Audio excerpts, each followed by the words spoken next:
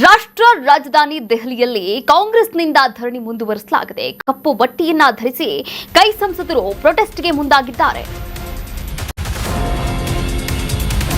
ರಾಷ್ಟ್ರ ರಾಜಧಾನಿ ದೆಹಲಿಯಲ್ಲಿ ಕಾಂಗ್ರೆಸ್ನಿಂದ ಮುಂದುವರಿದ ಧರಣಿ.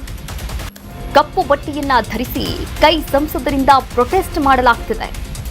ನೀಟ್ ಪರೀಕ್ಷೆ ಅಕ್ರಮ ರಾಜೀನಾಮೆಗೆ ಆಗ್ರಹವನ್ನ ಕೂಡ ಮಾಡಲಾಗ್ತಿದೆ. ಸಂಸತ್ ಭವನದ ಮಕರ ದ್ವಾರದ ಬಳಿ ಪ್ರೊಟೆಸ್ಟ್ಗೆ ಮುಂದಾಗಿದ್ದಾರೆ. ದೆಹಲಿಯ ಜಂತರ್ ಮಂತರ್ನಲ್ಲಿ ನಿನ್ನೆಯಿಂದ ಕೂಡ ಕಾಂಗ್ರೆಸ್ ನಾಯಕರು ವಿದ್ಯಾರ್ಥಿಗಳ ಪರವಾಗಿ ಈ ಒಂದು ಪ್ರತಿಭಟನೆಯಲ್ಲಿ ಭಾಗಿಯಾಗ್ತಾ ಇರುವಂಥದ್ದು, ಸಾಥ್ ಕೂಡ ನೀಡ್ತಾ ಇರುವಂಥದ್ದು. ಕಪ್ಪು ಬಟ್ಟೆಯನ್ನ ಧರಿಸಿ ಕಾಂಗ್ರೆಸ್ನ ಸಂಸದರು ಪ್ರೊಟೆಸ್ಟ್ಗೆ ಇಳಿದಿರುವಂಥದ್ದು ನೀವು ಕೂಡ ದೃಶ್ಯಾವಳಿಗಳಲ್ಲಿ ಗಮನಿಸಬಹುದಾಗಿದೆ. ನೀಟ್ ಪರೀಕ್ಷೆಯಲ್ಲಿ ಆದಂತಹ ಅಕ್ರಮ ಏನಿದೆ, ಆ ಅಕ್ರಮದ ವಿರುದ್ಧವಾಗಿ ಧರ್ಮೇಂದ್ರ ಪ್ರಧಾನ್ ರಾಜೀನಾಮೆಯನ್ನ ನೀಡಬೇಕು. ಅದರ ಜೊತೆಗೆ ಪ್ರಧಾನಮಂತ್ರಿ ನರೇಂದ್ರ ಮೋದಿ ಅವರು ಕೂಡ ರಾಜೀನಾಮೆಯನ್ನ ನೀಡಬೇಕು. ಅದರ ಜೊತೆಗೆ ಕೇಂದ್ರ ಗೃಹ ಮಂತ್ರಿ ಅಮಿತ್ ಶಾ ಅವರು ಕೂಡ ರಾಜೀನಾಮೆಯನ್ನ ನೀಡಬೇಕು ಅಂತ ಆಗ್ರಹ ಮಾಡ್ತಾ ಇರುವಂಥದ್ದು. ಸಂಸತ್ ಭವನದ ಮಕರ ದ್ವಾರದ ಬಳಿ ಪ್ರೊಟೆಸ್ಟ್ಗೆ ಮುಂದಾಗಿದ್ದಾರೆ. ಧರ್ಮೇಂದ್ರ ಪ್ರಧಾನ್ ರಾಜೀನಾಮೆಗೆ ವಿಪಕ್ಷಗಳು ಪಟ್ಟು ಹಿಡಿದಿರುವಂಥದ್ದು. ಅದರ ಜೊತೆಗೆ ವಿದ್ಯಾರ್ಥಿಗಳ ಮೇಲೆ ಲಾಠಿ ಚಾರ್ಜ್ಗೆ ತೀವ್ರ ಖಂಡನೆಯನ್ನ ಕೂಡ ವ್ಯಕ್ತಪಡಿಸ್ತಾ ಇದ್ದಾರೆ. ಎಸ್ಪಿ ಮುಖ್ಯಸ್ಥ ಅಖಿಲೇಶ್ ಯಾದವ್ ಕೂಡ ಈ ಒಂದು ಪ್ರತಿಭಟನೆಯಲ್ಲಿ ಭಾಗಿಯಾಗಿದ್ದಾರೆ. ಕೇಂದ್ರದ ವಿರುದ್ಧ ಕೈ ಸಂಸದರು ವಾಗ್ದಾಳಿ ನಡೆಸಿದ್ದಾರೆ. संसद के मकर गेट पर विपक्षी दलों के नेताओं का सांसदों का प्रदर्शन शुरू हो चुका है. काले वस्त्रों में प्रदर्शन और आप देख सकते हैं यहाँ पर आपको विजुअल दिखाते हैं. यहाँ पर तमाम विपक्षी दलों के नेता मौजूद हैं. काले कपड़ों में, काले कुर्तों में, काले जैकेट में, काले दुपट्टे में, काली साड़ी में. तो यहाँ पर तमाम विपक्षी दलों के नेता आप देख सकते हैं यहाँ पर. And the student protest.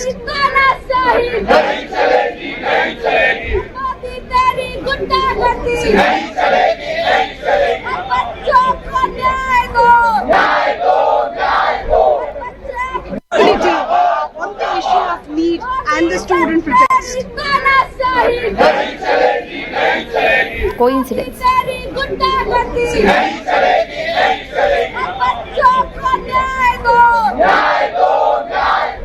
आपको क्या लगता है कि ये लोकतंत्र हमारा बच रहा है? क्या लगता है आपको? हमारे साथ जो हुआ वो इररिलेवेंट है. हम स्टूडेंट्स के साथ हैं और उनकी आवाज़ उठा रहे हैं. स्टूडेंट्स के साथ जो हुआ वो आप ही बताइए, सही है कि गलत है? बच्चे हैं सारे, प्रोटेस्ट कर रहे हैं. कोई ऐसे वैसे प्रोटेस्ट नहीं है. जेन्युइन इशू है, जेन्युइन प्रॉब्लम है. सारे इस देश के सारे माँ बाप जानते हैं, इस देश के सारे स्टूडेंट्स जानते हैं, इस देश के सारी टीचर्स भी जानती हैं, सब जानते हैं. तो एक जेन्युइन मामला है, जेन्युइन इशू है. उस पे स्टूडेंट सिर्फ अपना अधिकार मांग रहे हैं और कुछ नहीं मांग रहे हैं. वो सिर्फ ये कह रहे हैं हमें अपना अधिकार दो. हमें कब नहीं, कल ही मैं कहा हूँ कि ये डेमोक्रेटिक गवर्नमेंट नहीं है, ये डिक्टेटरशिप पे चला रही है और पार्लियामेंट के मेंबर्स को कोई मर्यादा नहीं देती और रूल्स के तहत जो प्रोटेस्ट करते हैं उनको भी वो एक तरीके से हरासमेंट करके वो हमेशा अपने लोगों को, पुलिस को बोलते हैं. और यहाँ तक कि बीजेपी के, आरएसएस के वॉलंटियर्स भी इसमें काम करते हैं विदाउट बैचेस. जो विद्यार्थियों को डराना, कांग्रेस लीडर्स को डराना, ये काम भी वो इनडायरेक्टली करते हैं. जो छात्र युवाओं के साथ हुआ है और सरकार डर कर के व्यवहार कर रही है, ये अपने मंत्रियों को इसलिए नहीं हटा पा रही है, या क्या वजह है? हमें आपको सोचना चाहिए क्या वजह है. पूरा देश, पूरे नौजवान, उनके परिवार के लोग, युवा सरकार के खिलाफ है कि मंत्री को हटाया जाए. लेकिन क्या दबाव है सरकार के ऊपर कि वो मंत्री को नहीं हटा पा. ಅಕ್ರಮವನ್ನ ಖಂಡಿಸಿ ಪ್ರತಿಭಟನೆಗೆ ಮುಂದಾಗಲಾಗಿದ್ದು, ಇನ್ನು ದೆಹಲಿಯಲ್ಲಿ 16 ನಿಲ್ದಾಣಗಳಲ್ಲಿ ಮೆಟ್ರೋ ಸ್ಥಗಿತಗೊಳಿಸಲಾಗಿದೆ. ನೀಟ್ ಪರೀಕ್ಷೆಯಲ್ಲಿ ಅಕ್ರಮ ಖಂಡಿಸಿ ಪ್ರತಿಭಟನೆಗೆ ಮುಂದಾಗಿದ್ದಾರೆ. ದೆಹಲಿಯಲ್ಲಿ 16 ನಿಲ್ದಾಣಗಳಲ್ಲಿ ಮೆಟ್ರೋ ಸ್ಥಗಿತಗೊಂಡಿದೆ. ಜನಪತ್, ರಾಜೀವ್ ಚೌಕ್, ಪಟೇಲ್ ಚೌಕ್ ಸೇರಿದಂತೆ ಸೆಂಟ್ರಲ್ ಸೆಕ್ರೆಟರಿಯೇಟ್ ಸೇರಿದಂತೆ 16 ನಿಲ್ದಾಣಗಳನ್ನು ಬಂದ್ ಮಾಡಲಾಗಿದೆ. ನೀಟ್ ಪ್ರಶ್ನೆ ಪತ್ರಿಕೆ ಸೋರಿಕೆ ವಿರೋಧ ಮಾಡಿ ನವದೆಹಲಿಯಲ್ಲಿ ಕಳೆದ ಹಲವು ದಿನಗಳಿಂದ ವಿದ್ಯಾರ್ಥಿಗಳು ಜಂತರ್ ಮಂತರ್ನಲ್ಲಿ ಪ್ರತಿಭಟನೆಯನ್ನ ಕೂಡ ಮಾಡ್ತಾ ಇದ್ದಾರೆ.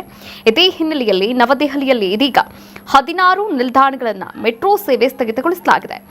ದೆಹಲಿಯ ಜನಪಥ್, ರಾಜೀವ್ ಚೌಕ್ ಹಾಗೆ ಸೆಂಟ್ರಲ್ ಸೆಕ್ರೆಟರಿಯೇಟ್ ಸೇರಿದಂತೆ 16 ನಿಲ್ದಾಣಗಳನ್ನು ತಾತ್ಕಾಲಿಕವಾಗಿ ಬಂದ್ ಮಾಡಲಾಗಿದೆ.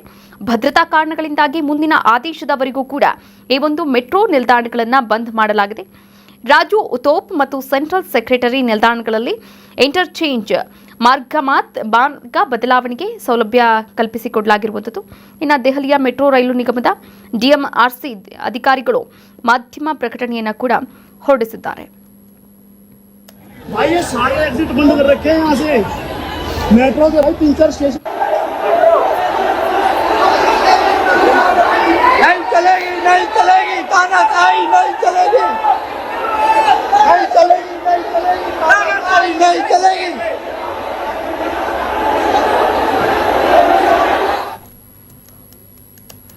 ದೆಹಲಿಯಲ್ಲಿ ಉಗ್ರ ಹೋರಾಟಕ್ಕೆ ಜಿರಳೆ ನಿರ್ಧಾರವನ್ನು ಮಾಡಿದೆ ಅಂದರೆ CJP cockroach Janata party.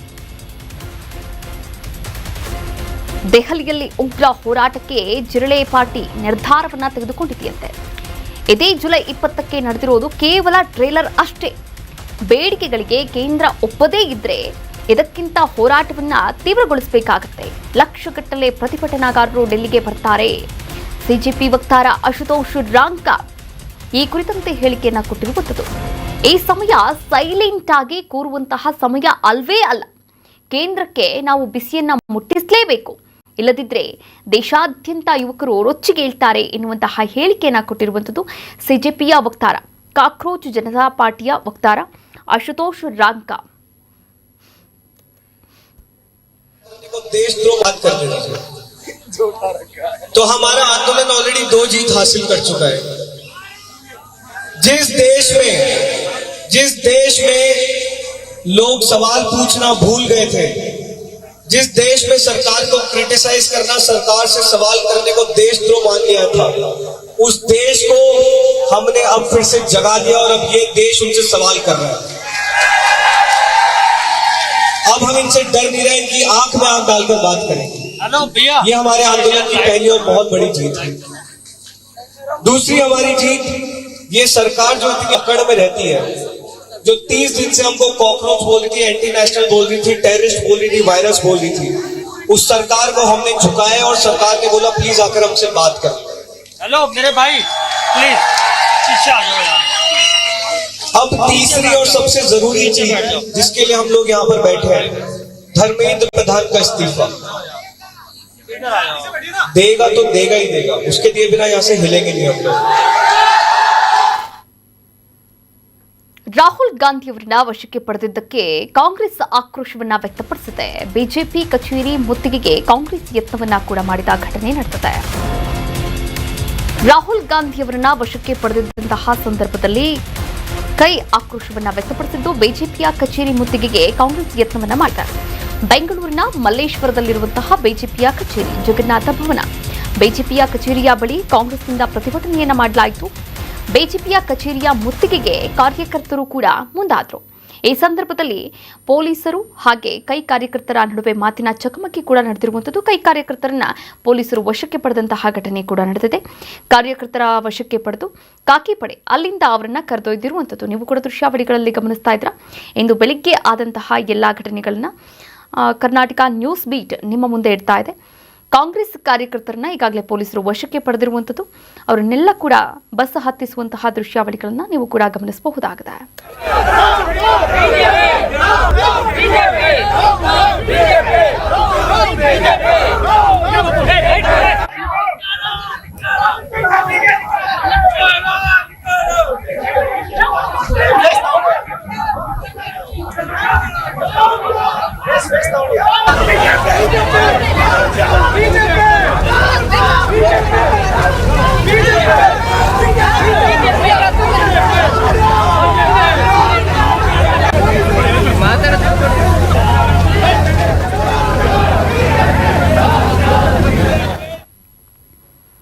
Neat ಅಕ್ರಮದ ವಿರುದ್ಧ ಕಾಂಗ್ರೆಸ್ ಪ್ರತಿಭಟನೆಗೆ ಮುಂದಾಗಿದೆ. ತುಮಕೂರಲ್ಲಿ ಡಿಸಿಎಂ ಪರಮೇಶ್ವರ್ ಈ ಕುರಿತಂತೆ ಪ್ರತಿಕ್ರಿಯೆ ಕೊಟ್ಟಿದ್ದಾರೆ. ನೀಟ್ ಅಕ್ರಮದ ವಿರುದ್ಧ ಕಾಂಗ್ರೆಸ್ ಪ್ರತಿಭಟನೆಗೆ ಮುಂದಾಗಿದ್ದು ತುಮಕೂರಲ್ಲಿ ಡಿಸಿಎಂ ಪರಮೇಶ್ವರ್ ಪ್ರತಿಕ್ರಿಯೆ ಕೊಟ್ಟಿದ್ದಾರೆ.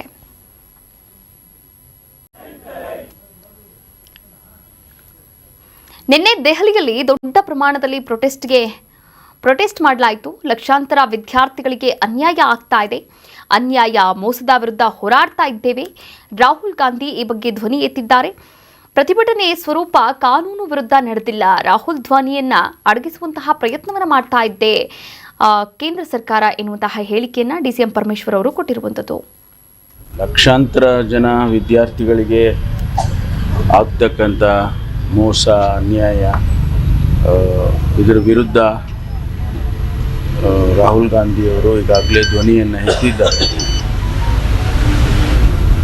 ಇವತ್ತು ನಿನ್ನೆ ದಿವಸ ಪ್ರತಿಭಟನೆ ದೆಹಲಿಯಲ್ಲಿ ಬಹಳ ದೊಡ್ಡ ಪ್ರಮಾಣದಲ್ಲಿ ಪ್ರತಿಭಟನೆ ಆಗಿದೆ.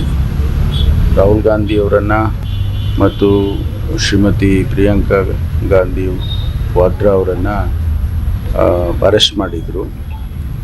ಅದು ಸಿಂಬಾಲಿಕ್ ಆಗಿ ನಾವು ಏನು ಹೆಚ್ಚು ಪ್ರತಿಭಟನೆಯ ಸ್ವರೂಪ ಕಾನೂನಿಗೆ ವಿರುದ್ಧವಾಗಿ ಏನೂ ನಡೆದಿಲ್ಲ. ಆದರೆ ರಾಹುಲ್ ಗಾಂಧಿಯವರ ಧ್ವನಿಯನ್ನು ಅಡಗಿಸೋದಕ್ಕೆ ಈ ಪ್ರಯತ್ನಗಳನ್ನೆಲ್ಲ ಕೇಂದ್ರ ಸರ್ಕಾರ ಮಾಡ್ತಾ ಇದೆ ಅನ್ನೋದು ಕಾಣಿಸ್ತಾ ಇದೆ. ಲೋಕಸಭೆ ಮತ್ತು ರಾಜ್ಯಸಭೆಯಲ್ಲಿ ನೀಟ್ ಜ್ವಾಲೆ ಹೊತ್ತಿ ಉರಿಯುತ್ತಿದೆ. ರಾಜ್ಯಸಭೆ ಲೋಕಸಭೆಯಲ್ಲಿ ಗದ್ದಲ ಗಲಾಟೆ ಶುರುವಾಗಿದೆ. ಲೋಕಸಭೆ ಮತ್ತು ರಾಜ್ಯಸಭೆಯಲ್ಲಿ ನೀಟ್ ಜ್ವಾಲೆ.